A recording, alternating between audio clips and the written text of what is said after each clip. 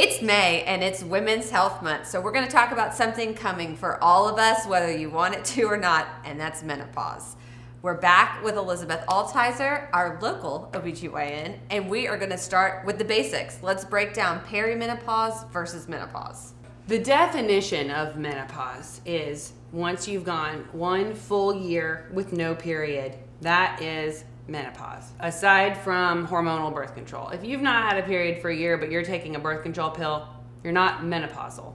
When you are on no hormonal birth control and you go 1 year with no period, then you are menopausal. After menopause, there are no more eggs left to be ovulated and you are no longer fertile. The tricky thing is the perimenopause, which is the time leading up to menopause.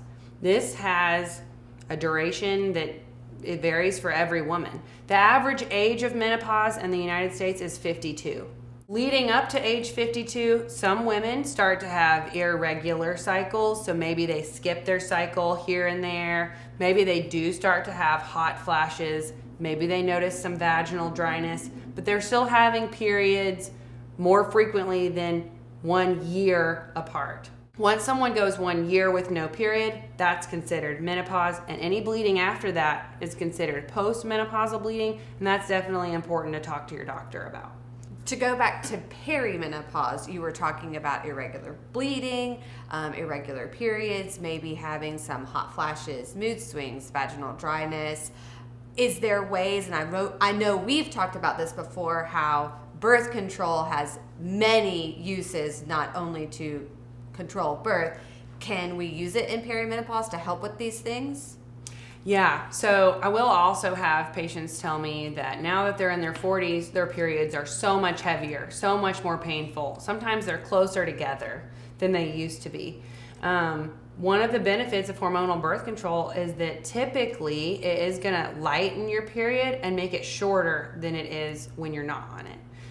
Basically because how we talked about in prior segments, it's preventing the lining from growing as much as it was before, so therefore there's less to shed.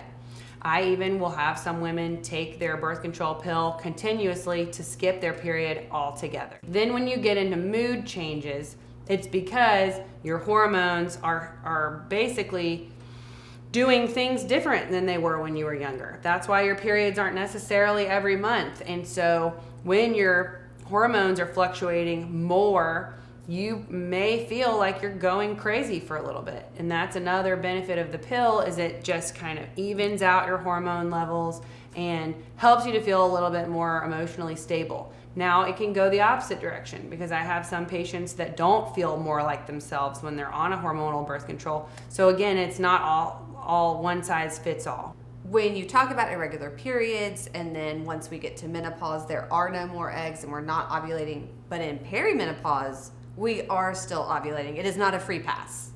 Correct. I have had patients come in pregnant as old as age 50 before. And that's usually someone's nightmare, because typically at age 50, you're not trying to start over your family. You think you're done. So if you don't want to be on a hormonal birth control, which is totally fine, it is important to still use a method of birth control to prevent pregnancy, because you also won't be as predictably fertile. If your periods aren't happening every month, you can't track as well when you're ovulating. And then that also will kind of bring up to me how the IUD is helpful for perimenopausal women as well, because when you're in your 40s, if you don't want to take a pill every day, and maybe you do feel like it has a negative impact on your mood or your weight, the IUD has pretty limited systemic adverse side effects in comparison, but 50% of women at 1 year won't have regular bleeding anymore.